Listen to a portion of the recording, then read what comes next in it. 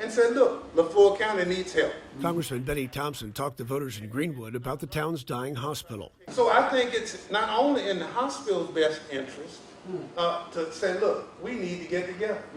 And we need to figure out how we can do it. But we need to make it where you don't have my hands tied behind my back. That apparently wasn't the case at this event in April, when the Greenwood Leflore Hospital put its best foot forward to the U.S. Agriculture Secretary, Congressman Thompson, and others. Weeks later, it stumbled, and the $1 million it got through the federal program announced here apparently evaporated into a massive debt that kept getting bigger by the day. Overnight, this medical showplace became a giant money pit. Cost-cutting followed. Clinics closed. CEO Jason Studley walked out. Then a sewer problem almost closed the place down. Hospital leaders hoped for a rescue from the already troubled University of Mississippi Medical Center, but progress came slow and shrouded in secrecy.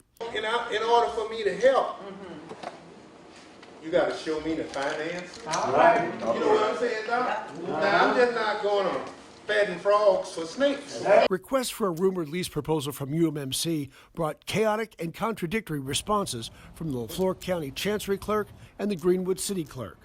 Finally, Mayor Carolyn McAdams revealed the city did have a lease proposal, but couldn't release it. This letter from the city attorney cited several reasons why the city didn't have to give up the documents, even though it certainly had the right to.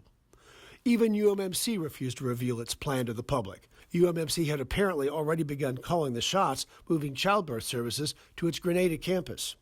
So out of that dense fog came news that UMMC had refused to take on the hospital's multi-million-dollar debt. What's more, UMMC demanded multi-million-dollar repairs to the building. Grand total, $9 million. Then came the bombshell. That $9 million problem presented a roadblock in finalizing a deal before the hospital ran out of money, currently projected for the end of November. Greenwood quickly ponied up its half in an irrevocable letter of credit. But when county leaders met for the same reason, more chaos. First came disclaimers that the Leflore supervisors had no warning and no control over the hospital's death spiral. If we had had this kind of support 6 months ago when we were trying to stop the hospital from putting us in this position, it would sure would have been that. But we didn't have no support. And we done run our hospital in the ground. We didn't do it. Not us. State for the record that the Board of Supervisors, we're working to do everything that we can to keep our hospital doors open and to keep our employees working. Then supervisors did something that seemed to ensure big trouble for a UMMC rescue. They approved a resolution to pony up their half of the $9 million needed, but insisted on striking UMMC's name from the document. What we're trying to do is take out not being committed to UMC.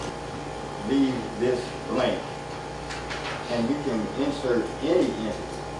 I'm not saying that we don't want UMMC, but we can insert, if UMMC walks away, then that line can still be blank for Baptist or any healthcare facility that's willing to come in and save our hospital. Everybody is all focused on UMC is going to do this leak. We need to be focused on if UMC don't do this leak is what we're going to do. Unfortunately, critics fear that very move could give UMMC an excellent reason to walk away, making what some call the county's blank resolution a self-fulfilling prophecy. So this recipe of secrecy, chaos, and confusion, many say, seems to create more doubt and more fear. Congressman Thompson says give him a little sunshine, and maybe he can help seal some kind of deal to help keep this dying hospital alive. Once I look at the finances and how we went from full to empty, then there's a path we can chart to do it. But the question now, is it too late for even that? It's impossible to tell, with almost everything going on behind closed doors and public officials and the rest of us apparently kept in the dark.